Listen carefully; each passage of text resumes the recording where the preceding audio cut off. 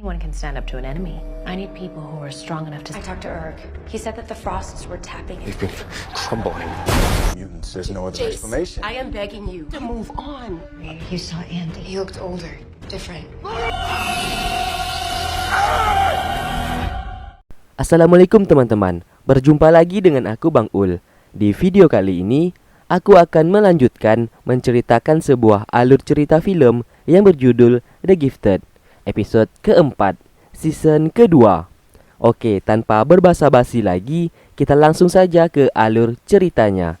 And welcome to Bang Ul Review.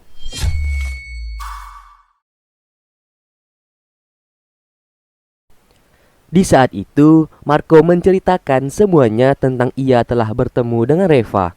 Ia mengatakan kalau Reva sangat kuat dan bisa mengendalikan Andy dan Lorna.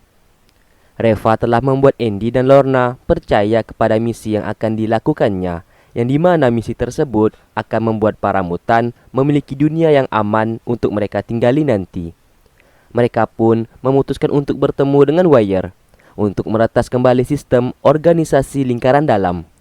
Singkatnya, tibalah mereka di tempat persembunyian Wire. Tepat di depan pintu, tiba-tiba seseorang menembak yang dimana John terkena tembakan tersebut. Berhubung John memiliki ketebalan kulit dan fisik yang kuat, peluru itu tidak mempan kepadanya. Meskipun begitu, John tetap bisa merasakan sakit. Ia pun menemui orang yang menembaknya dan mengajaknya berbicara. Namun orang tersebut terus menembak John. Akhirnya, pria tersebut berhasil dilumpuhkan. Pria itu merupakan adik dari Wire, yang dimana Wire saat ini telah meninggal dan dibunuh oleh seseorang. Maka dari itu, adiknya ini marah terhadap mereka karena mengira gara-gara mereka lah Wire dibunuh. Pria itu bernama Grab. Ia mengatakan Wire dibunuh oleh 3 orang wanita kembar, yang dimana kita tahu wanita itu sudah pasti Esme bersaudara.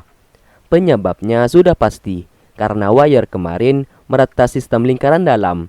Reva yang mengetahui hal tersebut langsung menyuruh Esme bersaudara untuk mencari Wire dan kemudian dibunuh. Grab ini memiliki kekuatan yang sama dengan Wire, bahkan kekuatannya jauh lebih hebat dari saudaranya. Ia pun langsung meretas sistem lingkaran dalam, yang menunjukkan tindakan organisasi lingkaran dalam yang membunuh orang-orang yang mencoba menghalangi misi Reva. Karena hal itu, Grab tak mau membantu mereka untuk meretas sistem lingkaran dalam, karena ia takut nasibnya akan sama seperti saudaranya itu. Kathleen tidak kehabisan akal. Ia pun mengambil obat yang bernama Hypertrexon, yang dimana obat itu efektif membuat para pecandu seperti Grab akan merasakan sakit yang luar biasa. Kathleen lalu menyuntikkan obat itu. Terlihat Grab merintih kesakitan. Kathleen mengancam apabila ia tidak membantunya, ia akan menyuntikkan obat itu lagi dengan dosis yang lebih besar. Grab dengan terpaksa langsung meretas sistem lingkaran dalam dan mencari informasi di sana. Ia pun menemukan sebuah petunjuk. Belum diceritakan petunjuk apa itu, yang pastinya John, Marco, Claire langsung pergi ke lokasi yang dikatakan oleh Grab. Di sisi lain, Jess yang telah berjanji dengan istrinya tidak akan lagi mengejar para mutan, namun sekarang ia malah ingkar janji dan ia kembali ingin memburu para mutan. Ia pun menelpon dan meminta maaf kepada istrinya, namun istrinya telah terlanjur kecewa terhadap tindakan Jess dan langsung menutup telepon tersebut. Kembali lagi ke Kathleen, ia pun kembali memaksa Grab untuk meretas sistem tersebut dan terlihat Esme bersaudara beserta Lorna sedang menyerang sebuah rumah sakit. Ternyata Marco, John, dan Claire beserta Lauren pergi ke rumah sakit tersebut. Mereka ke sana berencana untuk melawan.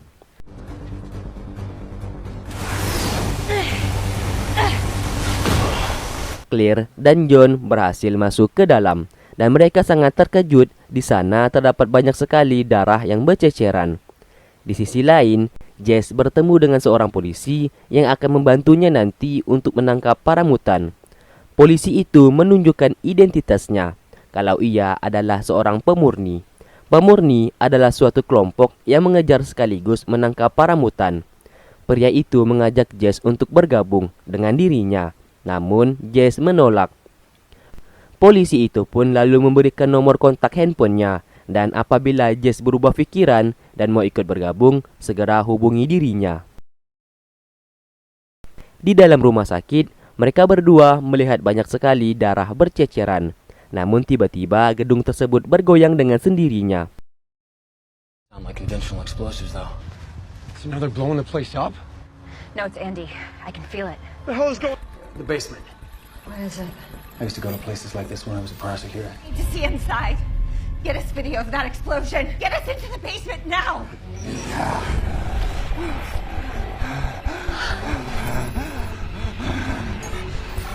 I just need to get ahead of the encryption. We can't rely. Dengan sekuat tenaga, Grab kembali merata sistem tersebut dan sebuah CCTV memperlihatkan Andy sedang berada di sana.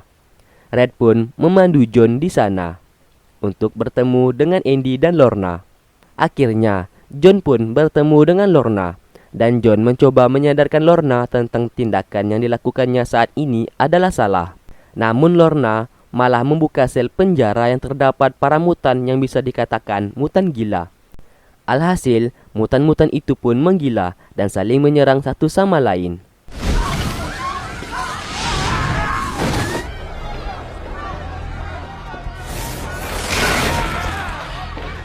They're killing each other. And the Lorna right there. We can't just leave these people here. Ah! All right. Open a portal. Come. Where'd they go? Give me the camera for the elevators and the stairs. Yeah, there we go. Marcos, What's happening? what's in there? You have to stop Andy and Lorna. Where are they now? They're Okay, keep eyes on them, all right? Yeah, we will. Grab yang mengeluarkan semua kekuatannya tiba-tiba pingsan dan tak sadarkan diri. Sedangkan Marco dan Lauren menghadang sebuah mobil yang ternyata di dalamnya terdapat Andy. Lauren mencoba menyadarkan Andy, namun Andy tetap menyuruh kakaknya itu untuk pergi dari sana. Tapi Lauren tetap bersikeras untuk tidak pergi dari sana. Akhirnya mereka berdua pun bertarung satu sama lain. Marco mengingatkan Lauren kalau Andy sekarang sangatlah kuat. Andy, I know you're scared. I'm not scared. I can't do that. Well, I'm sorry. Andy? No!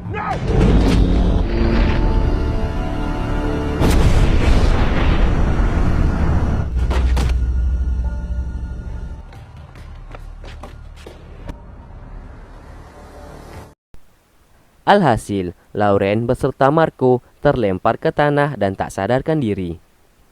Di televisi, tiba-tiba sebuah berita menyiarkan secara langsung. Para staf dan dokter di rumah sakit itu mengatakan kalau mereka bertanggung jawab atas penculikan mutan dan membuat mutan menjadi bahan uji coba mereka. Mereka semua mengaku kalau mutan yang mereka culik dijadikan bahan eksperimen mereka.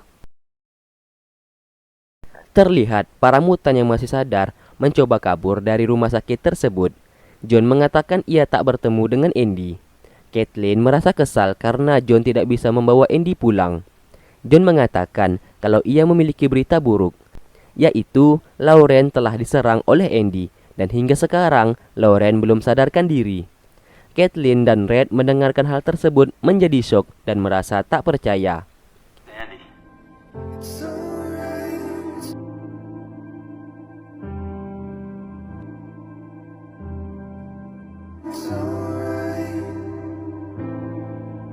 Dan lagi-lagi, kekuatan Red muncul dengan sendirinya. Obat penenang yang dipegangnya pun juga menjadi hancur. Ia pun memungut obat itu untuk ia makan.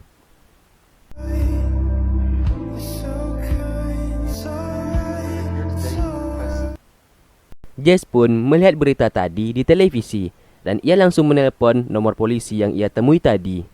Sedangkan Esme, Lorna, dan Andy sudah berhasil membawa seseorang dari rumah sakit tersebut. Dan episode keempat pun selesai. Oke, terima kasih buat kalian yang sudah stay tune terus di channel ini dan menunggu video yang aku upload. Sampai berjumpa di episode-episode berikutnya. Wassalamualaikum warahmatullahi wabarakatuh.